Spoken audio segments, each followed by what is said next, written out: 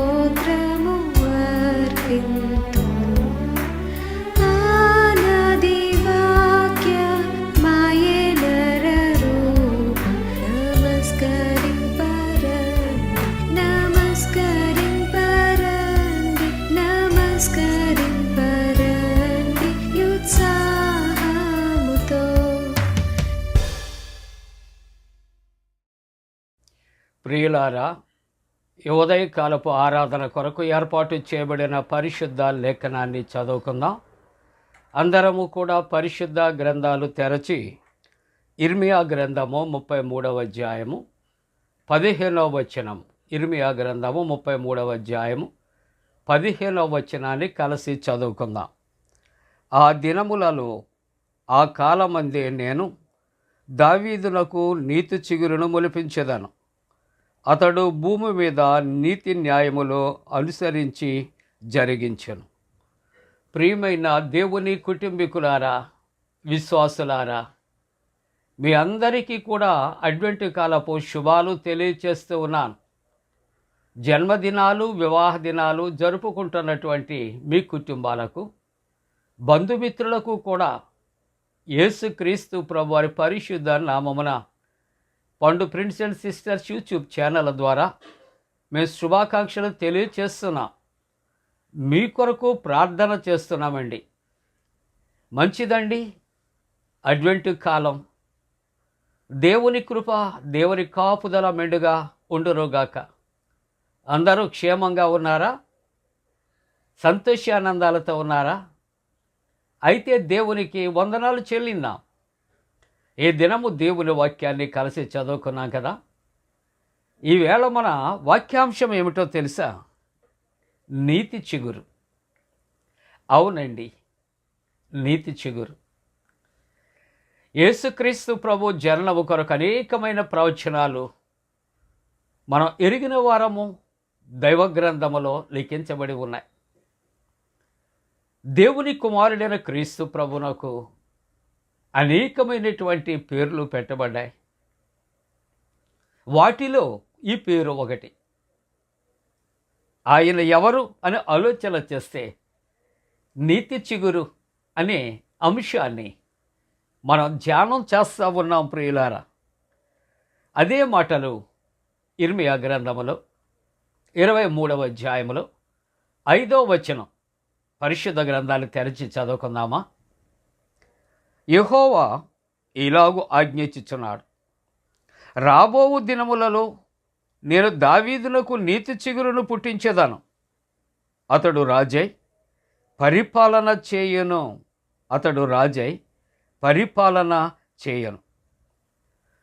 ఇర్మియా గ్రంథములో ఉన్న ప్రవచనం. అలాగనే ఇర్మియా గ్రంథములో 23వ అధ్యాయం 5వ వచనంలో ఉన్న రెండవ ప్రవచనం. ఈ రెండు ప్రవచనాల్లో రెండు ప్రాముఖ్యమైన సంగతులు ఇక్కడ ప్రవక్త తెలియచేస్తున్నాడు ప్రియులారా. గమనించారా? ఈ నీతి చిగురు కొరకైనటువంటి ప్రవచనాలు ఆయన ఏమయ్యున్నాడో వివరిస్తూ ఉంటున్నాడు. మొదటిగా ఇర్మియా గ్రంథాన్ని 33వ అధ్యాయంలో 15వ వచనంలో చూస్తే ఆయన దావీదును నీతి చిగురుగా ఆయన మరి కలుగు చేస్తమే కాకుండా అంటాడు, దావీదునకు నీతి చిగురును మొలిపించేదను అని చెప్పి అతడు భూమి మీద నీతి న్యాయములు అనుసరించెను. ఆయన నీతి న్యాయములు అనుసరించెను. మరి ఇర్మియా గ్రంథము 23వ అధ్యాయం 5వ వచనంలో ఏమంటున్నాడంటే, ఆయన దావీదునకు నీతి చిగురును పుట్టించేదను, అతడు రాజై పరిపాలన ఆయన చేయను. చూసారా? రెండు శ్రేష్టమైన మాటలు అక్కడ కనిపిస్తూ ఉన్నాయి. ఈ ప్రవచనాలు ప్రవక్తల ద్వారా ముందే దేవుడు మాట్లాడుతూ ఉన్నాడు.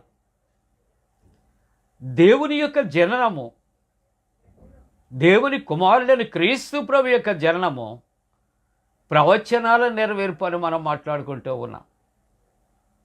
ఈ దేవుని యొక్క ప్రవచనాలలో ఏది నిరర్ధకము కాదు.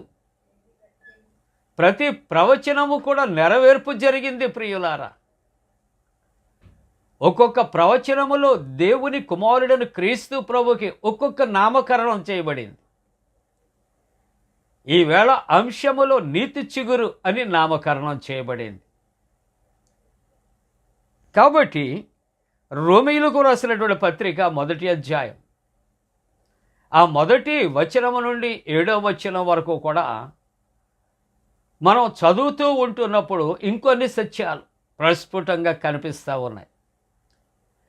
ఈ మాటలు ఆలోచన చేస్తే దేవుడు తన కుమారుడును మన ప్రభు అయిన యేసుక్రీస్తు విషయమైన ఆ సువార్తను పరిశుద్ధ లేఖనము యందు తన ప్రవక్తల ద్వారా ముందు వాగ్దానము చేశాను. చూసారా?